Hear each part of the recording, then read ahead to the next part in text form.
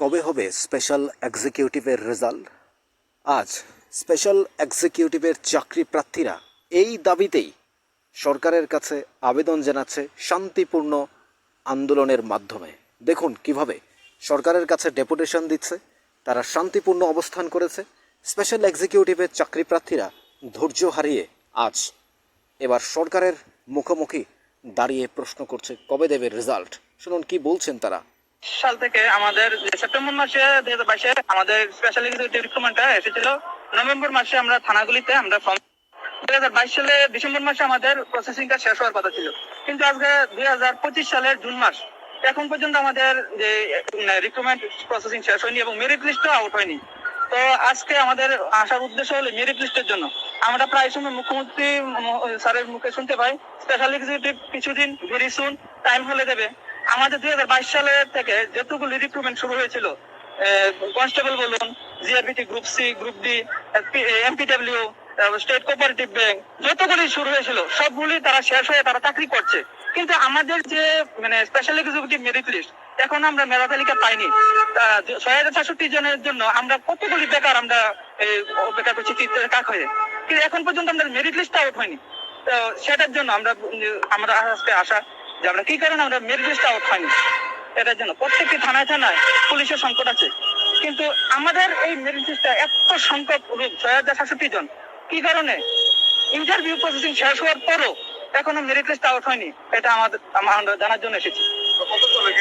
আমরা 2022 সালে, কিন্তু আজকে 2025, এতদিন হলো। তো আমরা আমাদের মুখ্যমন্ত্রী স্যারের একটা ভাষণে শুনেছিলাম যে তোমাদের ফেসবুক লেখালেখি করতে হবে না, তোমাদের আসতে হবে না, তো আমরা যথাসময় দিয়ে দেবো। তা আমরা ডেপুটেশন দেওয়া লাগবে না, কিছু লাগবে না। কিন্তু এখন দেখলাম যে আমাদের আগের যারা পেয়েছে সবাই ডেপুটেশনের মাধ্যমে পেয়েছে। আমরা চেয়েছিলাম আমরা একটু অন্যরকম ভাবে আমরা আসবো না, আমরা মনে করেছিলাম যে আমরা চাকরিটা পর আমরা স্যারকে ধন্যবাদ জানাবো, ধন্যবাদ একটা রেলি করবো। কিন্তু আজকে অধৈর্য হয়ে আমরা আসতে হলো। এখন পর্যন্ত আমরা আমাদের মেরিট লিস্টটা পাইনি।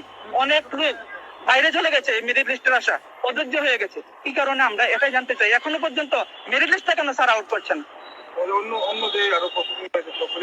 সবগুলি আমাদের 2022 সাল থেকে যতগুলি প্রসেসিং আছে সবগুলি কমপ্লিট হয়ে গেছে। এই যে কিছুদিন আগে পুলিশ কনস্টেবল হয়ে গেছে, সবগুলো GRBT, group C, group D, state cooperative bank, TET 1, TET 2, সবগুলি প্রসেসিং কমপ্লিট হয়ে গেছে। ত্রিপুরাতে আমাদের যে পুলিশ প্রত্যেকটা থানায় থানায় সংকট আছে, এত সংখ্যক নিয়োগের পর কেন আমাদের যে নিয়োগটা এটা হচ্ছে না, এটা আমরা জানতে চাই। আমাদের 6066 জন, খুব হিউজ পরিমাণ ভ্যাকেন্সি। এখন আমাদের এখানে আমরা প্রথম পুলিশ হেডকোয়ার্টারে যাব, আমরা একটা মেমোরিয়াম সাবমিট করব। মেমোরিয়াম সাবমিট করে আমাদের একটা দাবি থাকবে 1 সপ্তাহের মধ্যে আমাদের যে 1 সপ্তাহের মধ্যে মেরিট লিস্ট আউট করতে হবে। পরবর্তীতে আজকে আমরা কিছু সংখ্যক এসেছি, আমাদের গ্রুপের যারা এডমিট ভাই বোনেরা আছে তারা এসেছি। পরবর্তী সময় আমরা পুরো গ্রুপ নিয়ে আমরা আসবো। সম্মানীয় দাদা, ওনার কথার মানে এই না যে গভর্নমেন্টের বিরুদ্ধে আমরা কিছু করছি।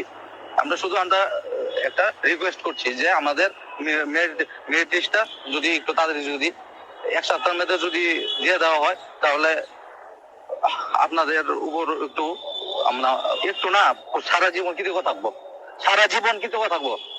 আর কিছু স্যার বলার নেই স্যার।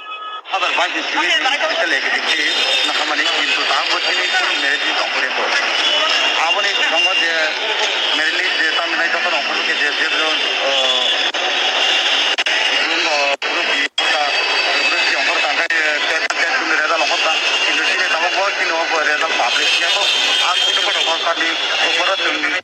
শুনলেন বিশেষ বক্তব্য।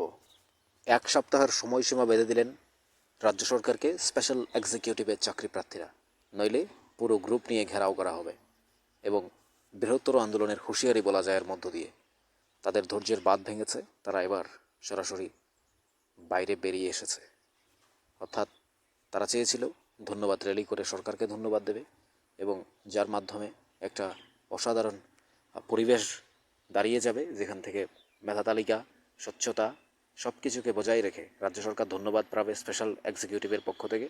এবার সেটার বাদ ভেঙে তারা রাস্তায় বেরিয়ে এসেছে, সরকারকে সরাসরি জানিয়ে দিয়েছে 1 সপ্তাহের মধ্যে রেজাল্ট দিতে হবে।